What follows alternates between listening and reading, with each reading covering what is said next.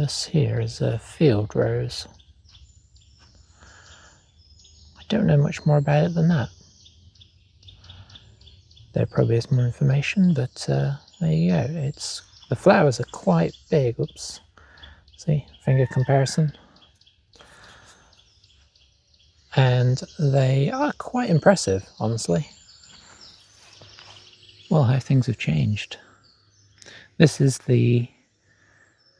I guess if you watched a few weeks ago, Field 9 of Liftholt, where it was very high grass, and then last week we did Rita Woodoo, the fields around Rita Woodoo I should say, and noticed that they were cutting this one back, and I thought they were just cutting the grass, but they seem to have prepared all of this for planting, so I'm assuming this is going to end up being another crop field, so maybe we were a bit early off the mark with that.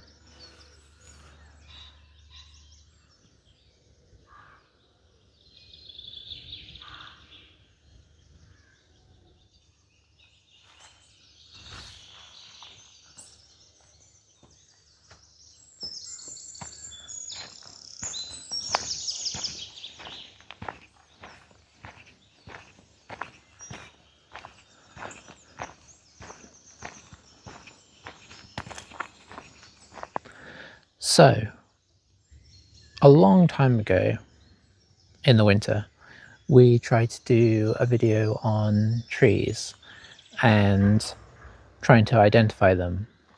I don't know why I thought that was a good idea, because most of them didn't have leaves on, everything was very dead. There were a lot of leaves on the ground, but trying to work out which leaves went with which tree, it was a disaster. So I said we'd come back to it, and for whatever reason, I think just other things that I've wanted to talk about or try. But now there are leaves on most of the trees. As you'd expect, it's the end of May. I'm guessing any that don't have leaves now probably aren't getting leaves, but we're gonna see if we can ID a few more. Maybe just confirm some that we originally thought. I don't know, because obviously trying to find the same trees that I looked for last time, well, that's going to be tricky. So we'll see what we find anyway. All right, first on the docket is this fellow. Now I know what you're thinking, which one? And honestly, that's a good question. It's a little hard to tell. What I'm going to do is, because we can't really get close to the trunk, I am just going to zoom in on the leaves so that you can see what we're talking about, but I'm fairly confident with this one. All right, so this is the one. I think we did actually ID this one earlier in the year, and it is I think, field maple, which is actually a native to UK tree. I'm going to sort of see if I can remember to track that as we look at them, because I think probably most of the stuff in here is going to have a good chance of being native, but it'd be interesting to see if there are any that have sort of snuck in. But yeah, that's our first guy. Got those very maple-esque leaves, and looks like the seed pods are beginning to form now. All right, next up, and actually somewhat in the mix right next to the maple, is this one right here. Sorry, I was going to try and point at it, but it's not easy because I'm so much more zoomed in than the leaves. Anyway, it's this one with these stems with multiple leaves branching out in each direction. I think that might be an ash. I'm not sure what kind. I'm going to go for common. I don't know if common is one, but I think there are a few ashes that are native, so I'm going to assume this one's a native one too. But yeah, it's growing right next to, we're just inside the entrance to Liftholt, incidentally, and it's growing right next to the maple. There's a whole bunch of trees here, and actually there's a few different kinds in here, so there you go. Okay, so based on the seeds here, or the fruit, whatever you want to call it, I think the ones we may have here are European ashes. Now, we may have more than one kind. I suppose I should admit that. But yeah, at least we may have one European ash. All right, so This guy here, I think maybe, well, we know it's an oak. We've known it's an oak since we first started, because oaks are, well, they're oaky. There's just no other way to put it. But we weren't sure what kind of oak. But now I'm thinking it may be an English oak. Now we have some leaves based off of the very short leaf stems, because if I remember rightly, there's two ways that you can commonly tell which oak you're looking at. One is the length of the stem to the leaf. The other is by the acorns, and we don't really have any acorns yet, but we do have leaves. So yeah, we're going with English oak. Now, am I going to look at every oak in here to see if they're all English oaks? No. But I might glance at one or two more, just in case we have something else, and if I do find another different one, I'll let you know. So as well as trees, you have a lot of things that are wrapped around and growing on the trees. And here is one such thing. I believe this to be European honeysuckle. Now I thought, oh, that looks honeysuckle-ish. So I did check it just to make sure, and I guess it's European honeysuckle. Of course, I'm sure there's other types. Now over just at the on the left there, you can see it. The I guess you call them flowers, go a bit more pale and whiter than just the greeny looking ones there. So yeah, and of course they smell amazing if you've ever smelt honeysuckle. I'm not a big flower smeller, but honeysuckle does have a good smell to it.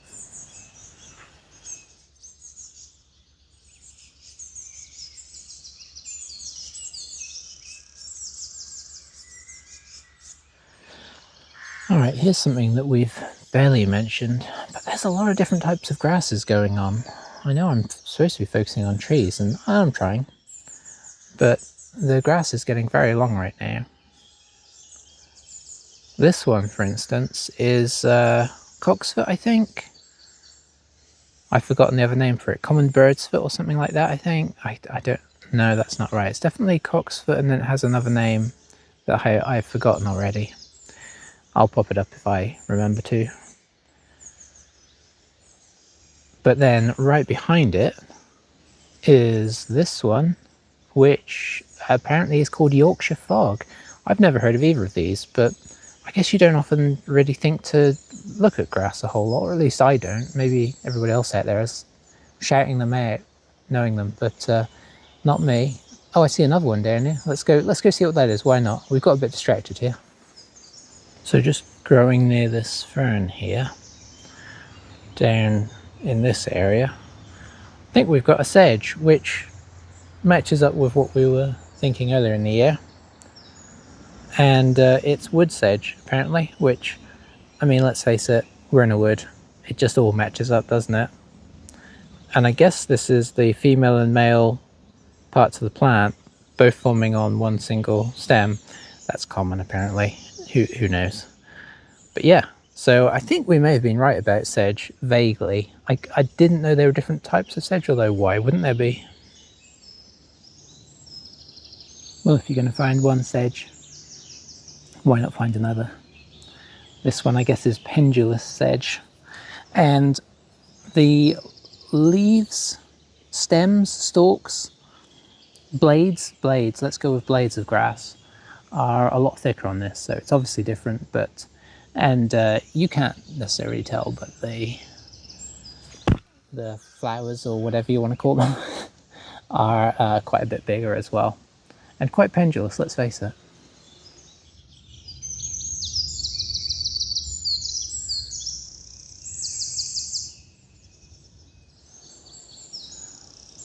Rough meadow grass here.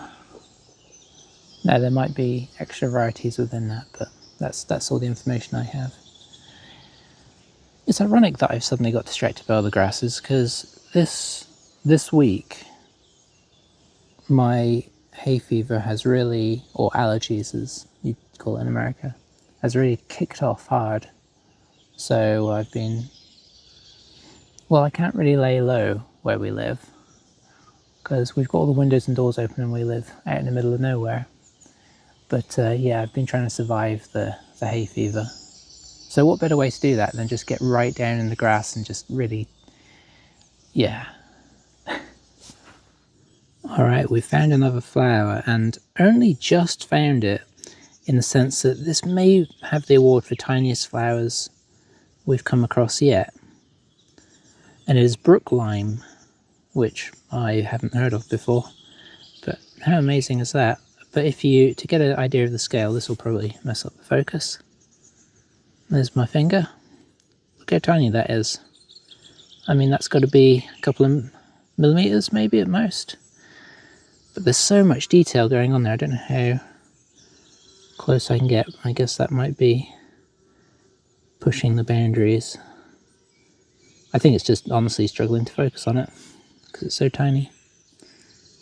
But yeah, there's a lot of it in here. If I pull out, you can just see the little blue specks amongst the undergrowth, but obviously once you're up at sort of head height looking down, it's so hard to see it's there in amongst that pendulous sedge, eh? But yeah, lovely little flowers. One of the easiest to miss, I think, so far. We've got another one, I think at least. Soft brome. There are so many different kind of grasses. It's actually quite interesting, weirdly. Well, I find it quite interesting. Sort of getting into it now.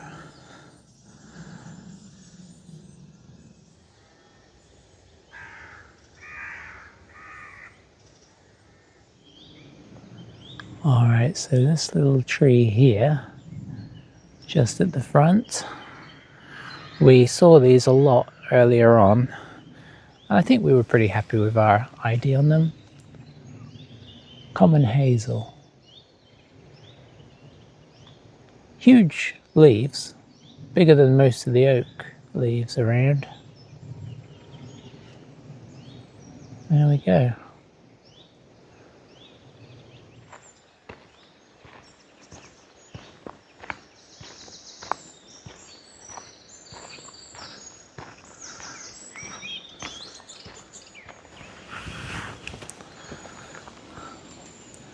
So I'm at the clearing, and it took me a long time to move more than about 10 or 20 metres from the gate, just got so distracted by trees and grass and such.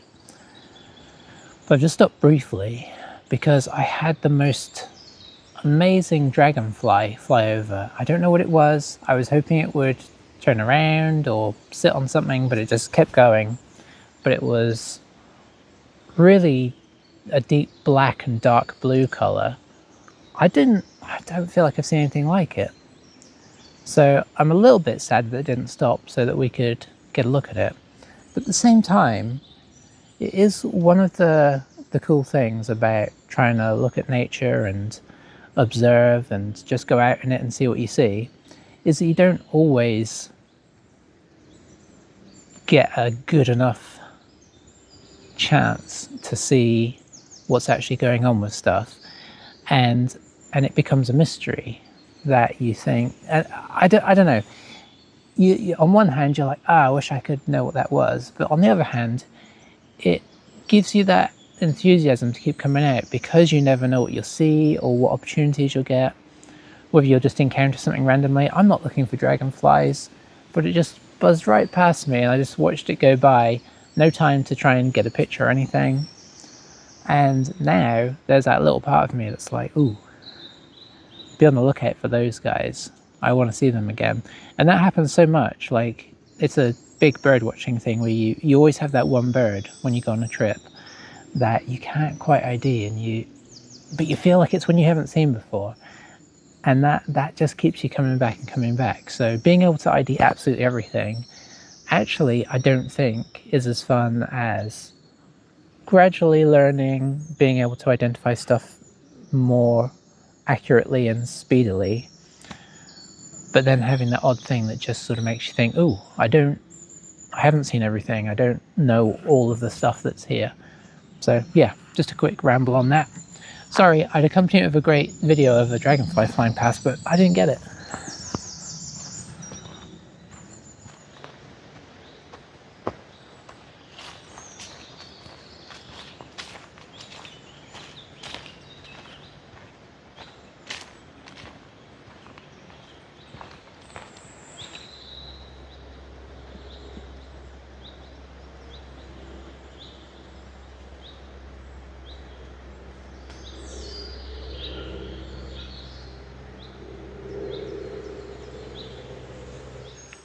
Alright, these little guys in front here, they just hit, there we go. These are common dogwoods apparently.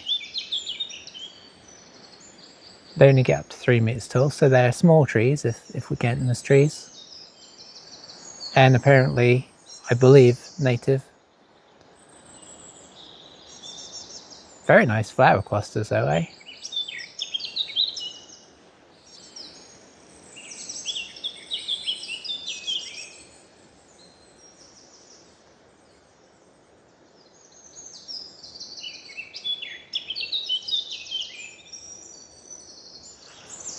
The way the ferns have just absolutely shot up and taken over from the brambles is pretty incredible. A couple of months ago, the predominant scene, either direction you looked out in the woods on both sides for the most part, was just layers of brambles, and now the ferns have risen up above them and are just rampant. It's cool how the landscape changes. Ferns are one of my favourite things. I don't know, there's just something so evocative about ferns.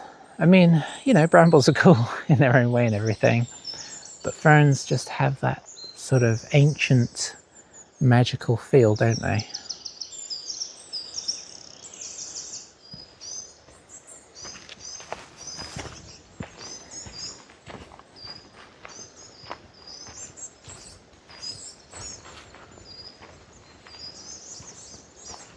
Alright, so this little tree here, just alongside, believed to be a hawthorn. I think we identified hawthorns earlier, but just in case, and when I say earlier, I mean earlier in the year. They've got their sort of spiky bark and whatnot, hence the thorn, but now they're out in leaf, and the leaves are quite nice and small and delicate, so there you go. Okay, a bit of an unexpected one here, and I say unexpected because I've never heard of it before, which is a bit embarrassing.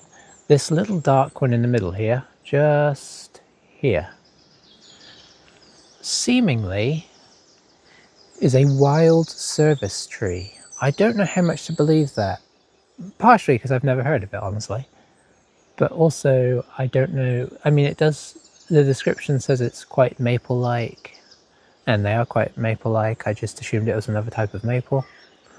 But the leaves are a little different. I don't know anything about them. But if that is such a thing, and they are UK trees, so I guess they exist. But if they do, here it is. We will come back to butterflies, for sure. But it's not going to be the focus of this video, despite the fact I've seen quite a few today. Well, we've made it back to the stump of standing, and what have we learnt today, really? Well, I now know that if you want to get your hay fever really going, wander through the woods and really get into the grass. That'll do the trick. I've also learnt that there is a tree that I did not know existed. I have also learnt that grass is quite interesting if you pay a bit more attention to it. We could probably do a whole grassy episode. I almost did. I got a bit distracted there. But yeah, we definitely haven't covered all of the trees. You know, if I was going to guess percentages in the woods, I'd say that there's a good, I mean, I don't know, I'm not super great on all of the more pine-like trees and what they are, whether they're pine, spruces, that kind of thing, firs. But outside of those guys, I mean, that's probably a 50-50 split with those and the others. And then of the more deciduous trees, a huge percentage is oak for sure. A lot of hazel. So I think it would probably be 70% oaks. That would be my guess. 70% of the 50%. I'm not exactly sure what that is. Oh, sorry, it's got really windy. Hopefully I will try and hunch to protect the microphones.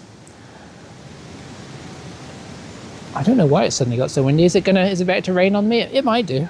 It's nice though. Anyway, yes. So, and then I think the others are a bit more of a mix. There's hollies, hazels, a few maples, some beeches. I think there's more ash than I thought. There are some birches which I might touch on the way back once we go around the verge. I think there's more around there. I think there's some silver birches around there. We'll check them out and see if we can confirm that this time rather than just guessing. But yeah, that's it. We're going to, this is getting really overgrown now. It's harder and harder to get back to the stump. But yeah, I'm gonna head back to the verge now.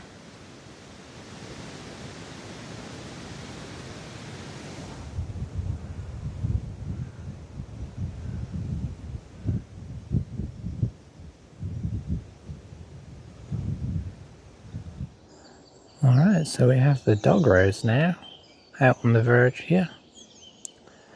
Bit more pinky version of the flower we saw earlier, isn't it? Look at the thighs on that beetle. One would say swollen. Hence the swollen thighed beetle, I guess. Lovely colour, eh? And it is on a flower of a bramble. Yes, the brambles are also flowering. Everything is sort of coming out right now. But I'm assuming this is probably right now the most prevalent flower in the woods, considering how many brambles there are. Alright, we finally have it. Confirmed, I think. What we suspected, but I made myself doubt. Silver birch.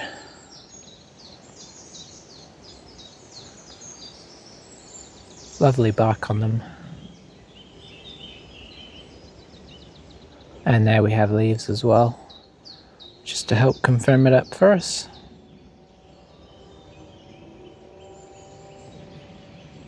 So there you go, yeah, there's a few scattered around, mostly on the verge. Not sure why. But there he is, they go pretty tall.